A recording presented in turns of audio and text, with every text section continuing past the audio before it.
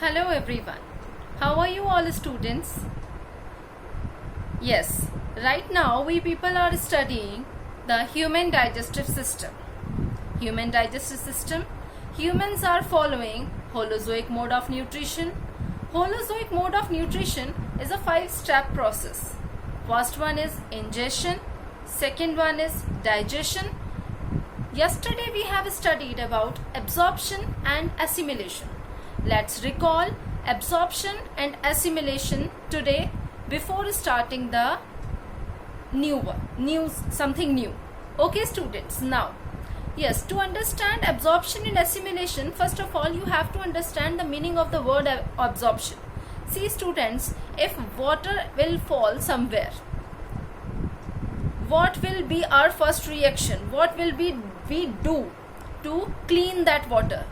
We will use some foam, some cotton cloth, and that water will get absorbed in that cloth if we are keeping that cloth over there, isn't it? It means the water is absorbed by that cotton cloth. Okay students, now this is the meaning of absorption. Means something is absorbing that water, means cleaning, means taking in itself. Okay, this is known as absorption. See, now we people are eating the food and food contains energy, but are we able to see, is that energy is visible to us? No, that energy is not visible to us. We have to absorb that energy from the food, which is invisible to us. Yes students, for this we have different type of enzymes and juices released from the different places, as you have studied, and that juices break the food into its simplest form. The simplest form of all the complex food nutrients you all know. That is, for carbohydrates, glucose is there. For proteins, amino acids is there. For fats, fatty acids is there. When food will get breaked and will convert into simpler form so that it can be taken up by our body, then what will happen? This is known as absorption of food, and it happens in the small intestine. Okay? Now, the food absorption is done, then after that assimilation. To understand the assimilation properly, we have discussed about the villi, the structure of villi. These are the finger-like projections. Different finger-like projections are lying over there, and the gap in between these finger-like projections will help us to increase the surface area. What will happen? See, a very narrow tube-like structure is there, highly coiled, that is small intestine, and the inner surface of the small intestine is covered by finger-like projections. When the pressure of food will come from the backside, and the food will start moving forward in the small intestine, what will happen? How the space is created? Food will start entered in the space between them. Okay, that's why these finger-like projection helps to increase the surface area. Okay, now after that, a single vilus, singular of villi, is the single vilus. The role of it, the structure of this, as I shown it to you in yesterday's video. Have you remembered that picture which contains a single villi and a number of blood vessels are lying into that? Yes, blood vessels are there, and these blood vessels absorb whatever the energy, whatever the simplest form of food is present over there. Okay students, now after that what will happen? This is known as the assimilation of food nutrients. How? See, assimilation is the mixing. When these simplest form of food nutrients get mixed in the blood to transport towards the cell, is the assimilation of food. Now what will happen? Now the food is mixed in the blood, and this blood is circulating all over the body. Now these food nutrients reaches to the cell, to the different body organ, different body parts, and different body parts, the simplest unit of different body part is cell. Simplest unit smallest unit, and cell will absorb that energy, okay, from the blood, and then breakdown of food takes place. Whatever the energy required by them, they will absorb and they will work for that, okay. Now our today's topic is when the absorption and assimilation completes, what will happen. Let's begin with the large intestine. What is happening over there, okay. Let's begin with large intestine. Large intestine, as you all know that maximum of the absorption takes place in a small intestine only, and assimilation of food also takes place. Now what will happen in large intestine? Yes, maximum of the food is already absorbed. Here water is absorbed from the undigested food. See students, whatever the waste is deposited is coming in the large intestine contains a lot of water, and if this much of water is lost with the undigested food, or we can say with the waste, is this much of water will get excrete from our body, then we will definitely suffer from the deficiency of water, lack of water, okay. That's why the absorption of water, which is extra amount of water which is present in the waste, is absorbed in the large intestine. Means now you know the answer. Water is absorbed in large intestine. Which type of absorption takes place in large intestine? Absorption of water, okay. Now the undigested food, which is called feces, yes, human feces, that we used to excrete many times after a regular interval, is eliminated by the movement of bowels through the anus at regular interval. Yes, now what is bowel? Students, you all know that we are having a very coiled structure of large intestine and small intestine. Although large intestine is smaller than small intestine, but naturally, as they are pretending like a veins, like the drains, that's why they are having some movement, and that is known as bowel movement, to pass the fluid forward, or we can say for the process of performing the process of excretion, they have to show some movement, that is known as bowel movement. Means the movement of intestine, that is large intestine, okay. Now what will happen if food is not digested? See, we are having two problems. One is loose motion, that is known as diarrhea, and the other one is constipation. We are having two problems. See, in the case of loose motion, we used to go for washroom again and again to pass the fluid. Feces in the form of fluid means most of the water is releasing out.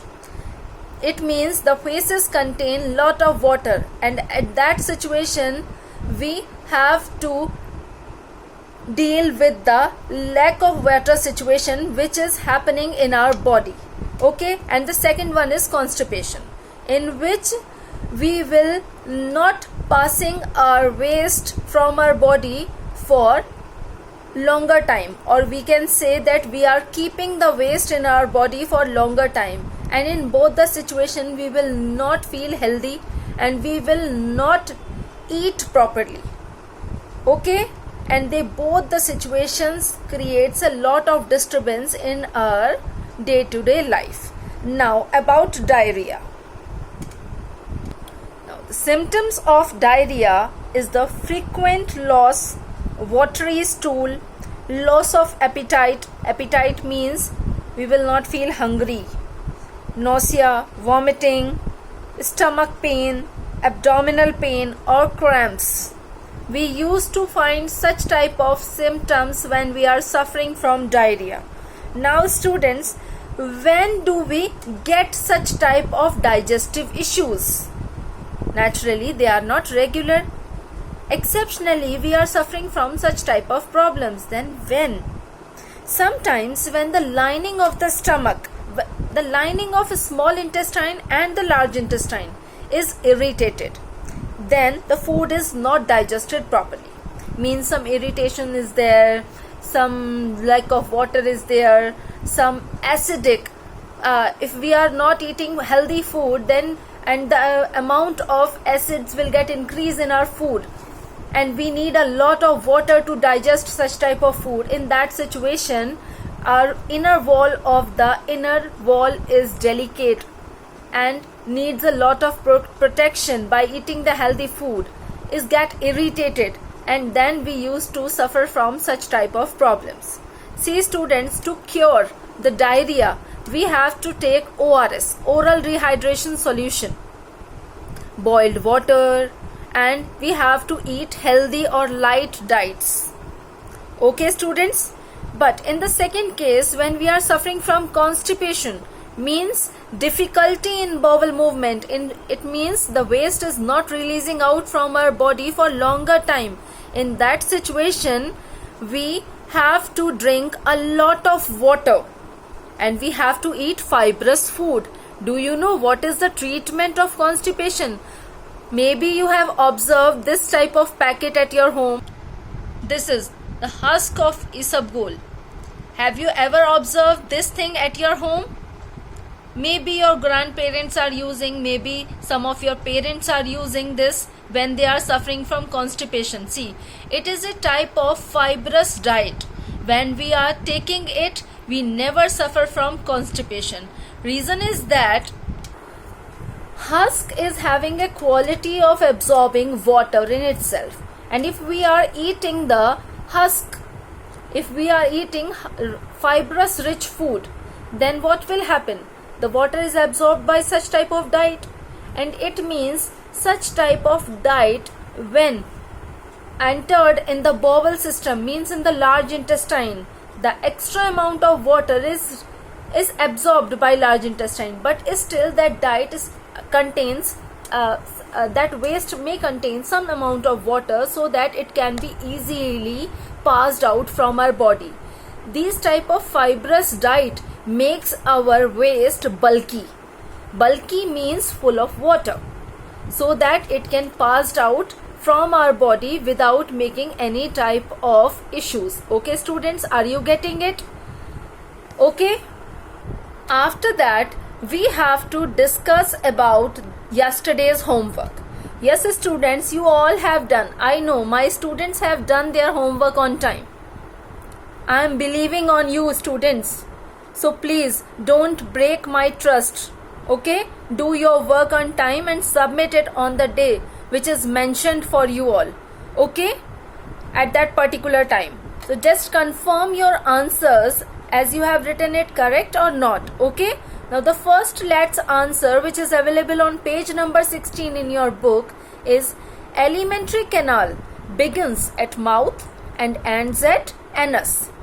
Two set of teeth that we have during our lifetime are temporary and the permanent teeth. Third, salivary glands produce saliva which has an enzyme called amylase. Amylase, learn the spellings also students. From the mouth, food enters into the esophagus, or you can write food pipe, okay, and swallowed into stomach. Yes, from the esophagus, it's swallowed into the stomach. Now the next one, the undigested food collects in large intestine and comes out through anus. Yes, now the last one, when iodine solution is added in a solution of water and corn flour, it turns blue-black in color, showing the presence of starch. Students, corn flour is a form of starch. It contains a lot of starch, and if you are making a solution of corn flour and water, then it means you are making a starch solution. And while adding iodine solution in the starch solution, then you will get blue-black color. Blue-black color shows the presence of starch. Okay? Are you getting it students? Very good. After that, your today's homework. See students, no classwork for today. Yes, your homework is this. Okay? Thank you everyone. So students, have you understand today's lecture? I think yes. Yes students, now for you, today no classwork is there. And yes, I have shown you the homework as an in-text question that you have to explain the Holozoic mode of nutrition with reference to human beings, as it is not written over there, but when you are explaining Holozoic mode of nutrition, you have to consider human beings, okay, because this system is followed by us. I will send you the answer on the WhatsApp group. No need to worry for the answer. And yes, you have to do that answer as homework for today. And yes, no classwork, I am telling you again and again. Okay, so enjoy your video and have a good day. Okay, thank you everyone.